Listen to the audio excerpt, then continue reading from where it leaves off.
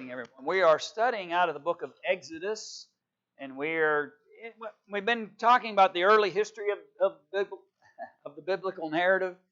We've been talking about some of these earliest figures that are prominent within the discussion of the history of the Bible, and we're just trying to do it in some way somewhat refresher. We're doing it in summary form, so we're covering a lot of ground in short spans of time. And we find ourselves this evening continuing our discussion, not just about Moses himself. We kind of had a couple classes relating directly to Moses personally, but now we're kind of talking about what he's doing as a leader, as he's trying to help Israel, as he's trying to convince the people to honor God and to follow after Him and to appreciate the things that God has done for them. And we've made it out of Egypt. We've crossed what? Okay, crossed the Red Sea, so we've made that first major obstacle, but that did kind of start setting a tone, right, of what were they doing? And kind of started complaining about that point and never really stopped. The murmurings and complainings as it relates to every situation or difficulty that they found themselves in. But here in chapter 20, they've come to the area of Sinai. So, and Moses is about to go up on the mountain. Now here's what I think that maybe we sometimes miss, if that makes sense. But let me ask you a couple questions. How many tablets of stone did Moses have? He had 2. How do we know that? Okay, well, but I'm asking, how do we know there were 2?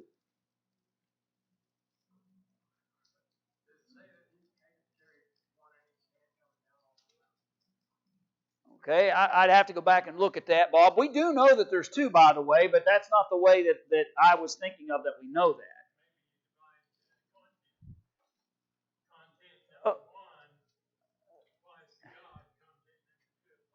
Okay, possibility there. But there is a specific reference, by the way. I'm cheating you a little bit here, but okay, well, okay. So you can point to the future. There's even before that. There's actually he comes down and he breaks them, right? And so he has the whole discourse that's in chapter 32. We'll get there most likely tonight. But he has that whole situation with the people when they made the golden calf and all that was going on. He gets frustrated, rightly so. He breaks those tablets. That whole scene unfolds in chapter 32. Then what's God telling him he's going to have to do? He's going to have to go back up on the mountain to get that law again, and he tells him, fashion 2 tablets just like you did the first time. And so you really don't see that, to my knowledge, you see the acknowledgement of the number until you actually hear God tell him, get the 2 more, just like you made the first time, and go back up on the mountain. Now, here's something else that I don't know whether we necessarily think. Generally speaking, if you see a Moses and you see the 2 tablets, what's on the tablets? Roman numerals representing the 10 Commandments. Can I give you food for thought tonight that I'm not so sure that's an accurate depiction? And here's why. Notice verse 1 of chapter 20. Who's speaking? God speaking. And God spoke all these words, saying, I am the Lord thy God, which have brought thee out of the land of Egypt, out of the house of bondage. Thou shalt have no other gods before me. Thou shalt not make unto thee any graven images. We talked about this Sunday, recall. Or any likeness of anything that is in heaven above, or that is in the earth beneath, or that is in the water underneath. Thou shalt not bow thyself down to them, nor serve them, for I, the Lord thy God, am a jealous God, visiting the iniquity of the fathers upon the children unto the 3rd and 4th generation of them that hate me, and showing mercy unto thousands of them that love me and keep my commandments. Now, we talked about those laws and some of the things in relationship to it on Sunday, but one thing that I failed to make sure that we made clear on Sunday was, who's doing the speaking? God is. Before what? Before Moses goes up on the mountain to actually get the law. Okay, God's telling them the core basis of His covenant with them, these primary 10 commandments are being spoken forth by Jehovah Himself to the people. And then Moses goes away and receives a rather lengthy list of instructions, guidelines, rules, and covenants. I'm going to break those down for you here in just a moment in summary form. And so these 10 commandments, I think maybe sometimes we think of them as being directly delivered by Moses, but if I'm reading this right and understanding it right, these are being directly given to them by the mouth of God. And I think you'll understand what happens in the latter end of the chapter, or the latter end of the discussion a little more when we get there, when we remember that. So we talked Sunday morning, don't take the Lord's name how? In vain. Use it emptily, or use it for vain purposes. And then he tells them to do what? Verse 8. Remember the Sabbath day, to keep it holy. 6 days shalt thou labor and do all thy work, but the seventh day is the Sabbath of the Lord thy God. In it thou shalt not do any work, thou nor thy son, nor your daughter, nor your manservant, nor your maidservant, nor your cattle, nor your stranger that is within thy gates. For in 6 days the Lord did what? For in 6 days the Lord made heaven and earth, the sea, and all that in them is, and rested the seventh day. Wherefore the Lord blessed the Sabbath day and hallowed it. And so honor the Sabbath. It's a memorial, he said. That was part of their 10 primary laws that he gives to them straight from his voice. That they needed to honor that day of rest that he used after he had created all things. He rested, you rest. What's the next one in the list? Honor thy father and thy mother, that thy days may be long upon the land which the Lord thy God giveth thee. Now what's interesting is, he doesn't really tell them why. Right? They haven't gotten a law that talks about what happens when they disobey their parents. That instruction and those guidelines are yet to be revealed to them, but he's giving them a basis understanding. Listen, do this because it's a matter of life or death. And it will ultimately become that. Verse 13, thou shalt not kill. Thou shalt not commit adultery. Thou shalt not steal. Thou shalt not bear false witness against thy neighbor. And thou shalt not covet thy neighbor's house. And thou shalt not covet your neighbor's wife, nor his manservant, his maidservant, his ox, his donkey, nor anything in that is thy neighbor's. And so, let's stop for a minute. Gary pointed this out just a moment ago. The first set have to do with whom? Their specific relationship with God. Right? Don't take His name in vain. Don't make graven images. Don't do those things that are contrary. Honor His Sabbath. And those instructions are about their relationship with Jehovah and how it is they should honor and respect that relationship. The latter 5 that we just read have to do with what? Their relationship with each other. Okay? You don't kill one another. You don't commit adultery, which has some specific and some more generic connotation to it, because adultery is a what? It's a breach of a contract or a covenant, right? It's a breach of covenant. And that's why God even uses that word when Israel leaves Him and goes off and does other things and doesn't honor their relationship with Him. He says, you're an adulterous generation. Why? Because they've broken covenant. Don't do that. Don't break covenants. Whether it be the marriage covenant or any other for that matter, don't break them. Don't commit adultery. Thou shalt not steal. Don't take something that doesn't belong to you. Don't lie about your neighbor and tell something false about him in order to get him in trouble. And certainly don't covet your neighbor's house, his wife, his kids, his manservant, his maidservant, his animals, whatever it is he's got. Don't be coveting what other people have. Honor God, honor man. And here are the basic primary methods, if you will, or principles that allow us, and in some senses, by the way, though these 10 commandments are part of their Old Testament law, Jesus did what with the Old Testament law when He went to the cross? He nailed it right there, right? He did it away. He has to do away with that which is old so that He can usher in that which is new. But don't lose sight of the fact that these are still primary principles that help us understand how it is that man honors God and how he honors his fellow man. And though the law may be different, and the way they're worded under the new covenant may be slightly different, those base principles are relatively the same. Though really, in fact, in some senses, and I'm careful how I say this, but the Sabbath day was about honoring God, and all that's different really is not the principle of honoring God through that is simply the day in which that happens. And there are obviously different restrictions and things that they had that we don't. But at any rate, I just want us to make sure we understand that we can get a lot out of the Ten Commandments in an understanding of how it is we honor God and how it is we honor our fellow man, or the mistakes we can make in dishonoring our fellow man. Yeah, for instance, Brian, I think that second commandment, you shall not make to yourselves graven images. Over into Luke Yeah. says no one can serve two masters. Yeah. And so it's the principle hasn't changed. And I think that that's an important aspect that we should appreciate about our understanding and what we learned through the Old Testament system. All right, so that's there's your primary basis. But again, that's the voice of God. And so notice verse 18. And all the people saw the thunder. You ever saw thunder? You ever see thunder? Right? So don't get hung up on it. What's the point? The people, they're experiencing this, right? They're there. This is happening before them. They're hearing, seeing. It's all relevant, straight to them.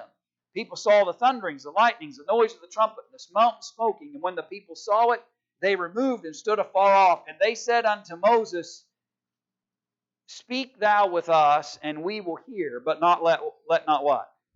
Let not God speak with us, lest we die. Moses, is there a way for us to stop getting our information direct from God and start getting it from you?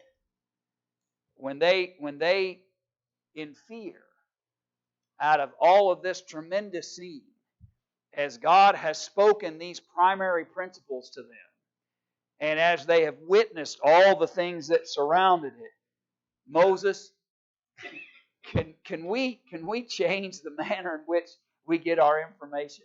Is it possible that maybe let not God speak with us, but because we're about to die. This is powerful. I'm not so sure we can. Is there a way to do that? And so Moses said unto the people, Fear not, for God has come to prove you, and that His fear may be before your faces, that you sin not. This is for your benefit. God is presenting Himself in very real ways to you for a purpose, that He might prove you and confirm you and validate in you a disposition that you won't want to transgress His will. I don't know how we get to chapter 32 after they witness this. Right? I don't know how a 40-day delay, after witnessing this, I think I'd have been sitting back in the camp, and if I was at day 440, I'd still just be sitting there waiting for the next piece of knowledge. You would have thought that this scene would have been enough to hold them fast until Moses returned, but it didn't happen. And we'll see that before again that we're done this evening. But then notice verse 22. And the Lord said to Moses, Thus thou shalt say unto the children of Israel, You have seen that I have talked with you from heaven. You shall not make it. Now, how's he going to start conversing? Through Moses. That's what I'm seeing is a transition where God speaks. Text says God spoke, and He spoke these things, and it appears that everybody was witness to that. And then after they experienced that primary situation where those initial 10 commands come before them, they're scared, rightly so in some senses. And so now it's transitioning where Moses is going to be the conduit in which they'll get the rest of the instructions and information that is to come. Half a breath. Thoughts or questions up to that point? Yes, go ahead, Randy.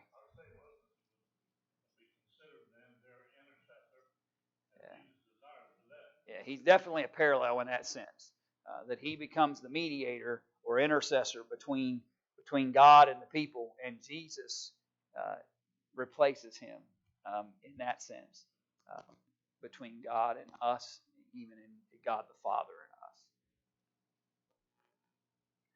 Other thoughts, questions?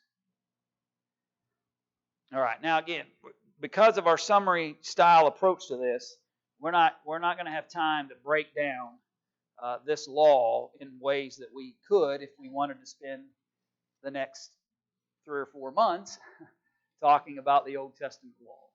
But that's not our intent in this class. We're doing a refresher survey style. So here we go. I'm going to show you in brief, and if you want a copy of this later, just let me know and I'll print it out for you. But so Moses goes up, and so you saw the 10 Commandments there in chapter 20. At the tail end of chapter 20, he begins to give, through Moses now, laws concerning altars. Then in chapter 21, he gives them laws about servants, laws about restitution if there's accidents or harm. If you dug a hole and somebody fell in it, or if their animal falls in it, what do you do? And remember, they've been living under what for 400 years? Egyptian law, right? They've been living in the land of Goshen, been pretty prosperous initially anyway, but have been living as Egyptians for a long period of time. So they're going to need to know everything. Their instructions and guidelines are going to basically have to cover every basic aspect of how to relate to one another, what kind of governmental approach are we going to have to things, how are we going to make decisions and choices about who's been harmed or hasn't been harmed, or what's allowed and not allowed. And so here comes the law. So there's laws about servants, laws about restitution if there's accident or harm. Chapter 22, they're given more laws about accidents and harm. And then there's some moral laws added in chapter 22 and about how they should be treating one another. And that continues. Breaks kind of odd there. That continues in chapter 23. There's even more laws about how to treat others, how the Sabbath and the festival laws would be given. And he even reminds them of the promise that he's made to give them Canaan in that chapter.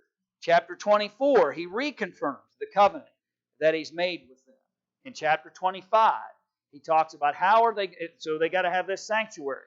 And so, but how are we going to pay for it? How are we going to be able to maintain it? And so he tells them how the contributions for the sanctuary are going to work. He's going to tell them how to build the Ark of the Covenant, in which they would have to provide the table for bread, the golden lampstand, the tabernacle itself.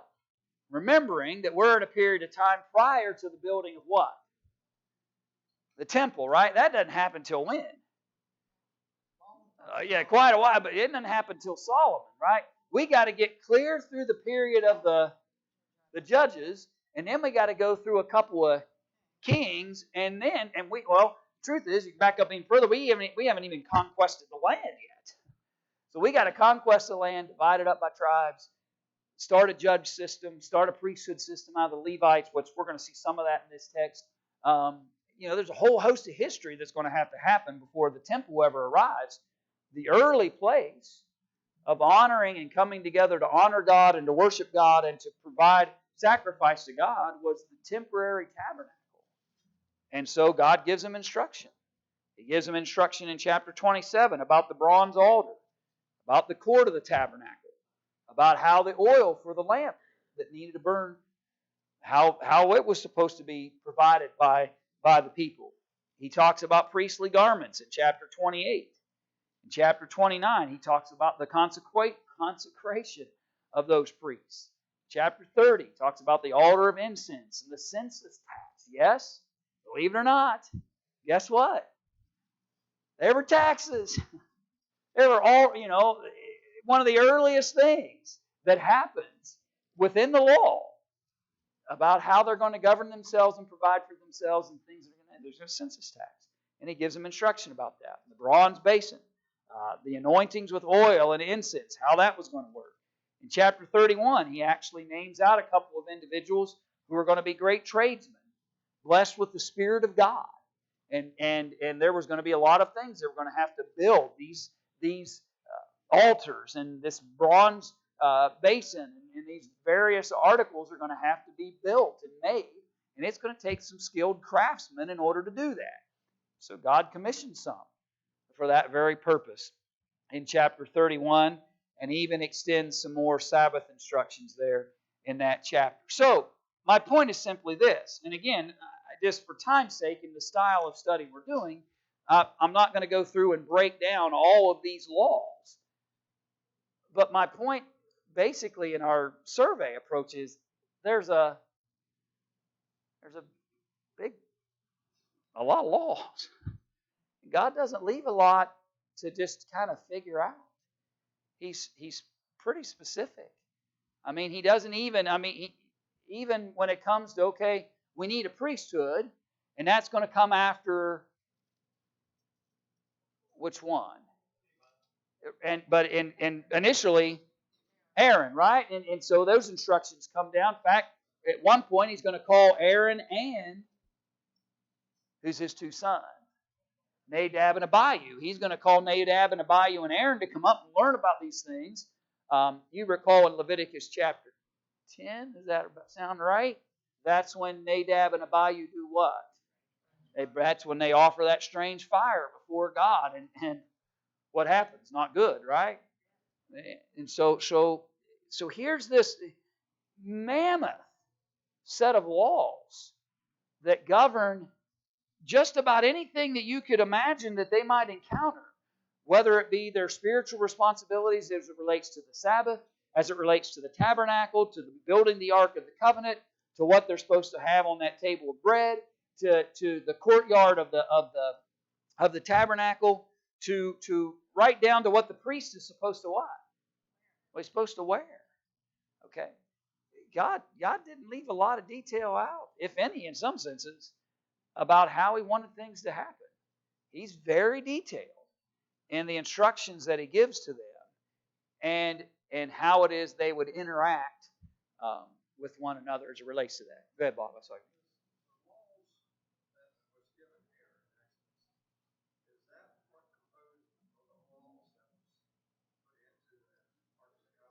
Yes. I believe this is what's on those tablets of stone. I believe that the Ten Commandments came by the direct voice of God. But this is the law. And this is what he's getting, right? After he goes up on the mountain and when he comes back down off of it in chapter 32 and finds that situation among the Israelites, that's what he sees. And that's the experience that he has.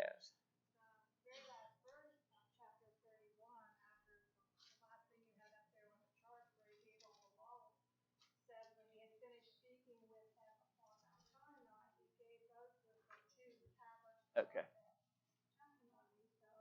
It's there again. Yeah. So it seems to be pretty clear when you see that numerical number there as well. But here's this, at the conclusion, chapter 31, when all the law's done, take the tablets and go now, Moses. What's on them?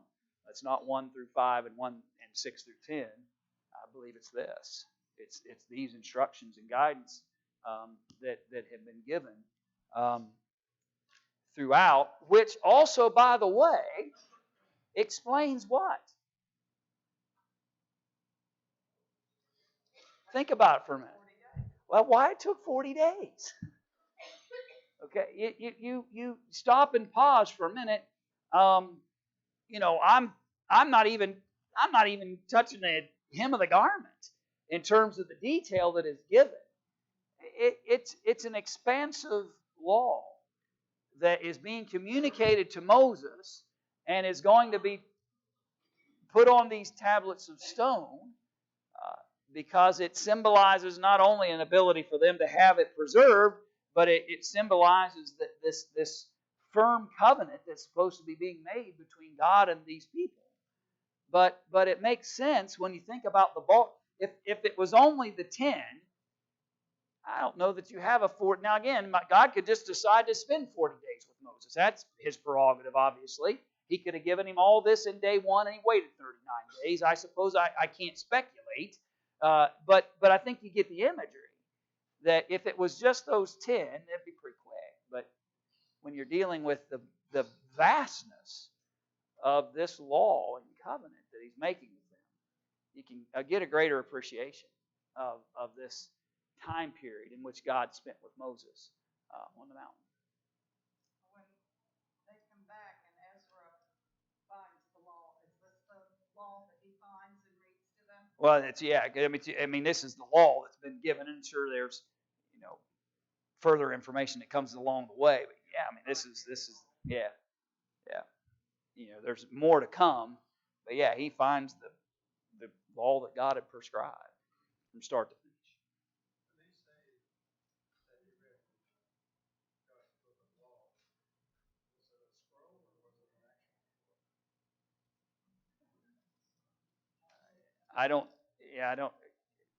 I would assume it'd have to be a scroll. I'd have to go back and read my archaeological knowledge.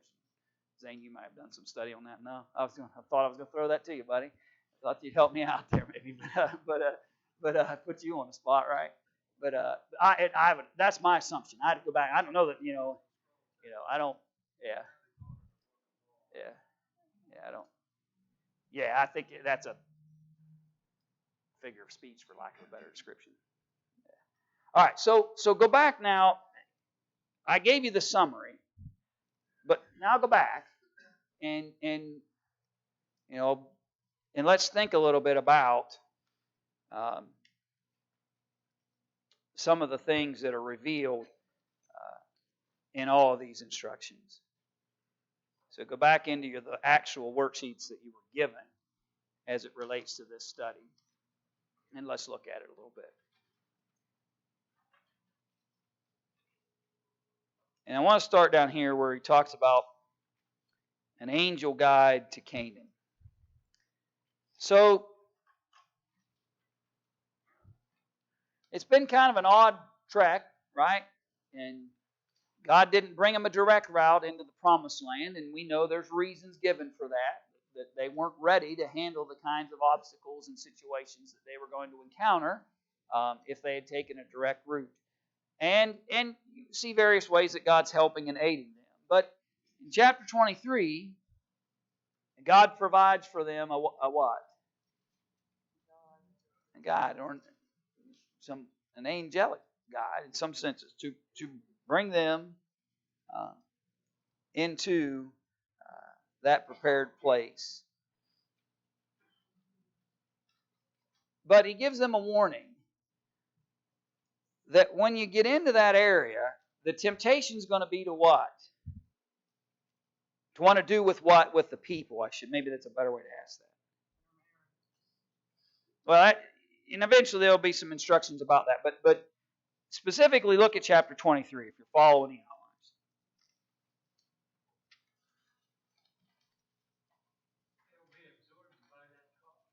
Right. So the temptation is going to be that you're going to want to melt into the existing culture of Canaan. And if you're going to do that, you're going to have to start doing what? Yeah, you have to break God's laws because you're going to have to bow down to their idols and their gods. Their culture was steeped in idolatry. And so if you wanted to look like them, you were going to... So here's the instruction, verse 24 of chapter 23. Thou shalt not bow down to their gods, nor serve them, nor do after their works. Thou shalt utterly overthrow them, and quite break down their images. And ye shall serve the Lord your God, and He shall bless thy bread and thy water, and will take sickness away from the midst of thee. There shall nothing cast their young, nor be barren in thy land. The number of thy days I will fulfill. And so basically God's saying, if you maintain the covenant relationship with me, I'm going to do what? I'm going to take care of you. I'm going to take care of you. But if you go in there and you choose instead to start making treaties and start building relationships with and adopting their approach towards idolatrous worship, it's not going to go well. In fact, he says in verse 27, I will send my fear before thee, and I will destroy all the people to whom thou shalt come, and I will make all thine enemies turn their backs unto thee.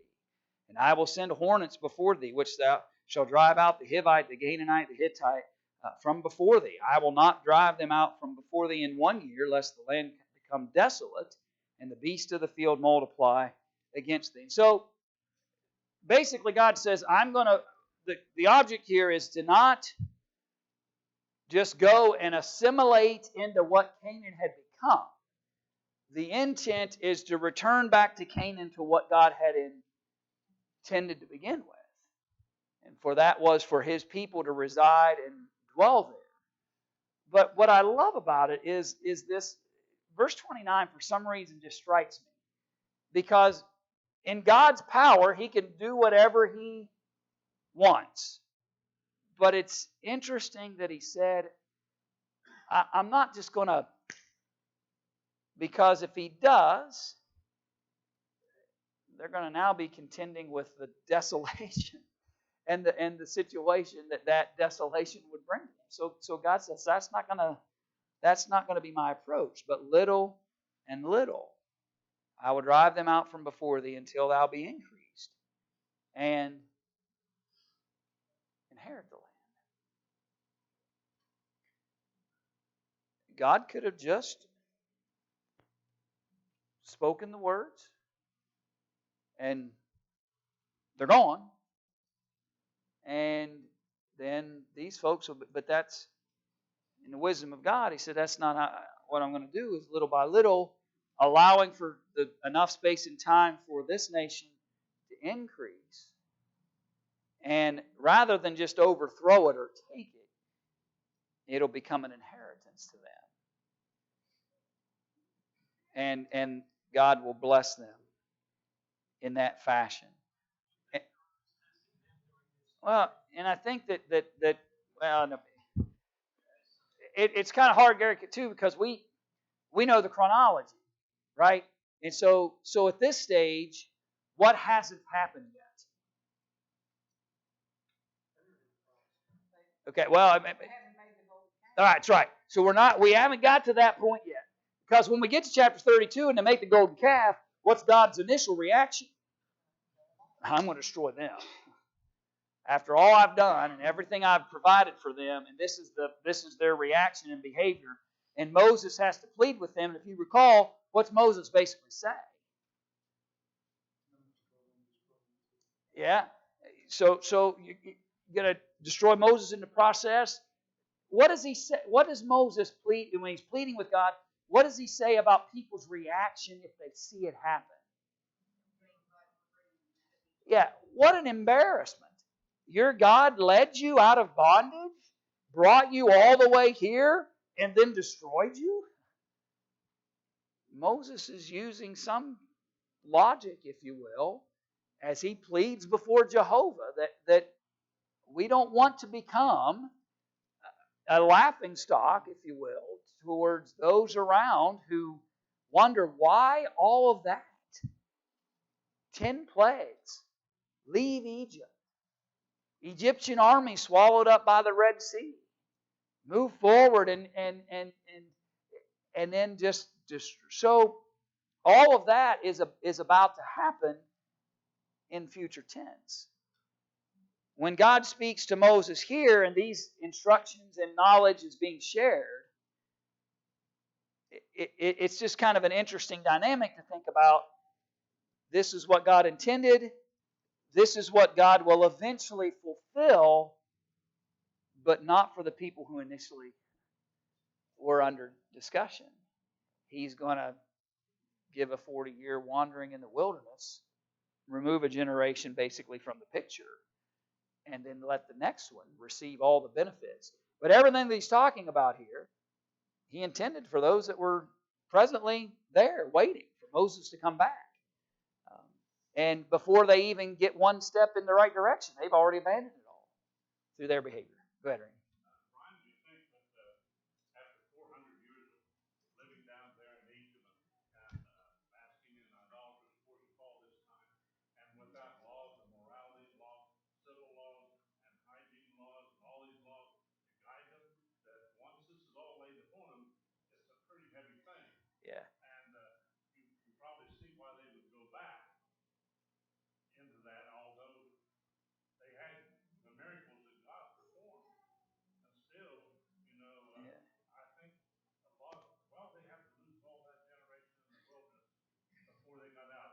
Yeah. So I don't think that really left some of them.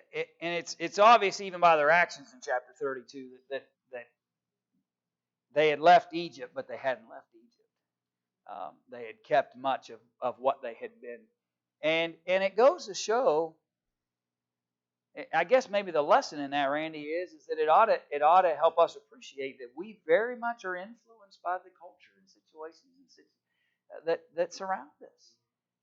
And we become very much molded and shaped by it in ways that sometimes we don't even realize. And I'm sure that in many ways that was true for them. That it wasn't going to be an easy transition to leave everything that they had adopted out of Egypt and just forsake it as they needed to and embrace everything God had intended. Necessary, but not easy. But the same can be said of us. We have to abandon, leave a culture of sin and worldliness and embrace the righteousness of Jesus. And it's not easy for us either. And the truth is, though maybe not in the same form or fashion, we don't necessarily build a golden calf, or maybe we don't rise up to play in the sensual way they did. But on many cases we do. We find ourselves pulled right into the existing culture that we're accustomed to without a whole lot of thought sometimes, is that really where God would want me? And it's something worthy to be thought of. Go ahead, Bob.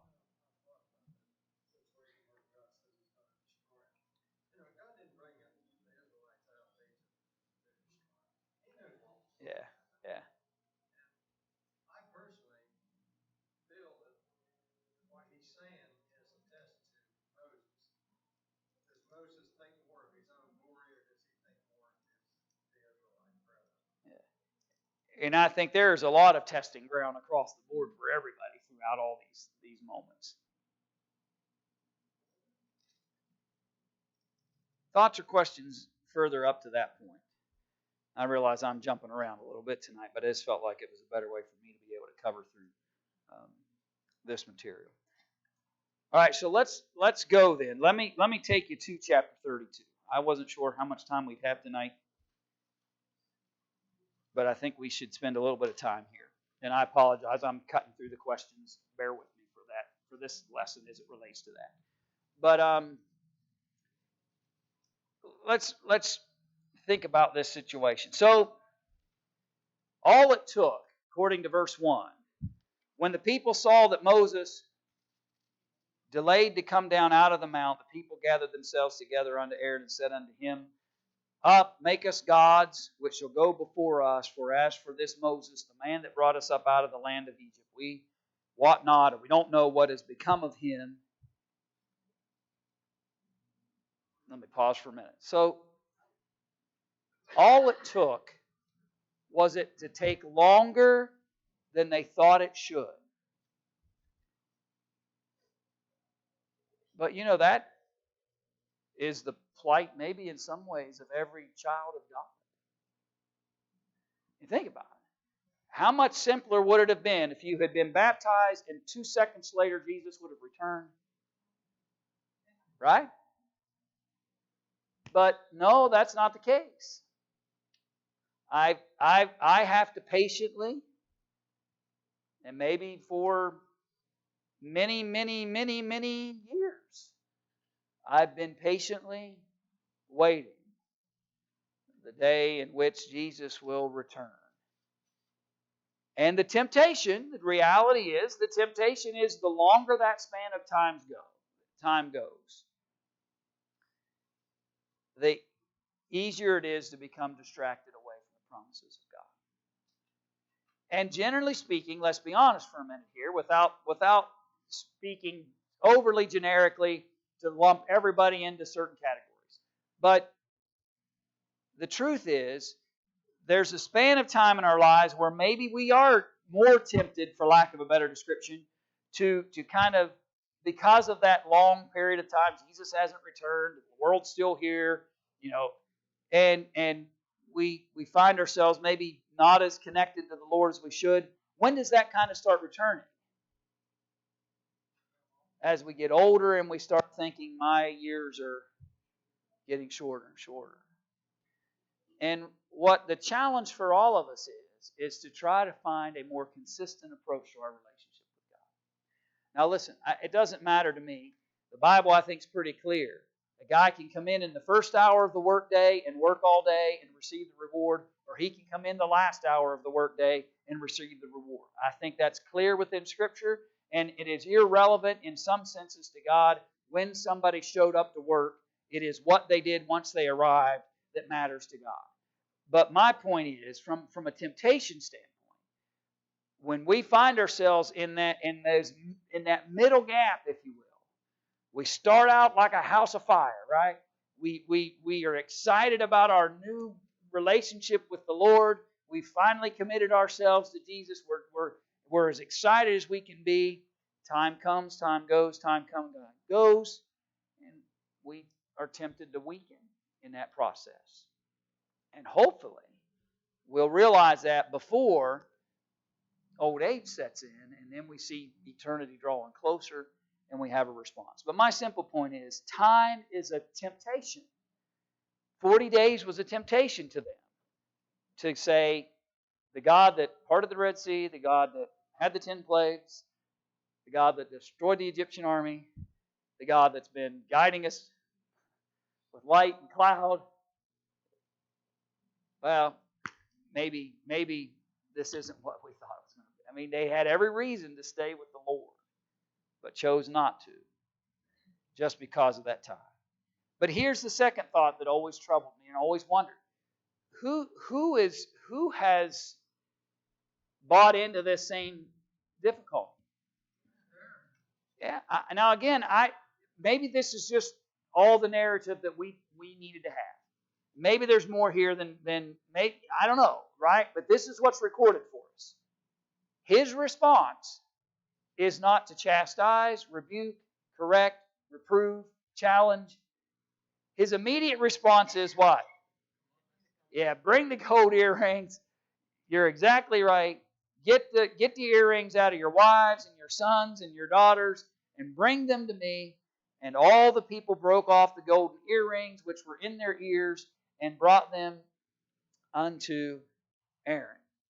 Now, I want you to think, and again, I guess I could have spent some time studying, but get that imagery in your mind for a minute. He didn't say, remove the, is that how you do it? I don't know. Anyway, remove the clasp and pull. They were so determined, they're just breaking them off. Breaking them off. Go to your sons and daughters and break off the gold out of their ears. You think about that imagery of that. That's how determined they were to get what they needed. Because it would not be just as a simple process of just because I'm imagining, and if you're imagining with me, not modern technology, not a modern earring with a nice little small micro pinprick that then attaches into the back, but most likely they've been pierced through with this gold, and because they've been pierced through, what's the skin do? And I've got big ones because I did this all the time when I was a kid. But and then so that skin is growing over it. I mean, some of y'all can probably, maybe some of you had your ears pierced at one time, or had a child that wanted them, just wanted it, and then didn't take care of them, and then they grew over, and it's painful. My point is simply this: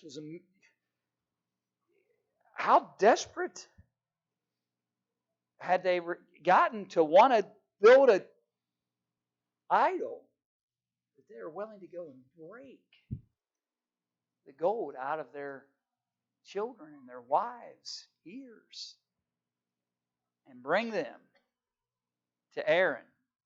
He received it at their hand and fashioned it with a graving tool after he had made it a molten calf. And they said, These be thy gods, O Israel, which brought thee up out of the land of Egypt. And when Aaron saw it, he built an altar before it. And Aaron made proclamation, said, Tomorrow is a feast of whom? That's baffling, isn't it? They violated the one of the most specific things. And remember, Whose voice was it? Do not make a graven image. That was the voice of God in Exodus chapter 20. And roughly short span of time later, but yet we're going to celebrate the Lord. And so they offer their burnt offerings, brought their peace offerings, but it just magnified into greater and greater sinful behaviors as they corrupted themselves before the Lord.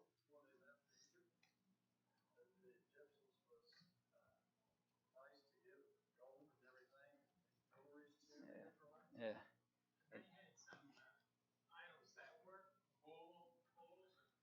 Yeah. Yeah, there's a reason why they didn't make a golden rabbit. Because the golden calf was fitting to what the Egyptian worship had been. And it's amazing.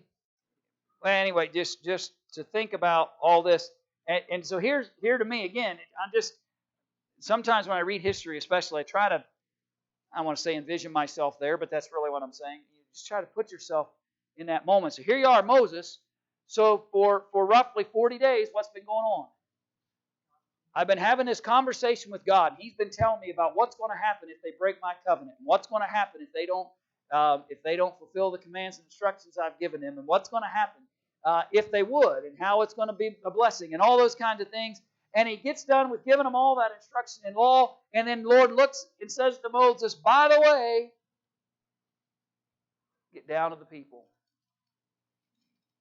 which thou broughtest out of the land of Egypt. They've corrupted themselves. Can you imagine how heartbroken Moses must have been after 40 days of spending this time with Jehovah, getting the instructions of the law, and getting these tablets of stone prepared. And then the last thing he hears before he has to come down off the mountain is, the one thing I asked them very specifically not to do, they're doing it. They've already corrupted themselves, Moses. They've turned aside quickly out of the way. Even God recognizes how quickly, he even says it, they have turned aside quickly out of the way which I commanded them. And they have made them a molten calf and have worshipped it. It's really sad. It's sensual and vile in some senses. It's incomprehensible in other senses. And it's sad. It's just really sad to see this situation. Okay, we'll briefly conclude